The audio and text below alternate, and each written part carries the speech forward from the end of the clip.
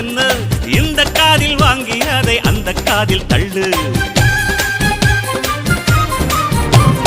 மேகம் மீதந்தாலும் காகம் பறந்தாலும் ஆகாயம்தான் அழுக்காக ஆகாதுன்னு சொல்லு. பூ பந்தை யாரும் நீரில் பத்தித்தான் வச்சாலும் வந்து வரும் தண்ணி மேலதான்.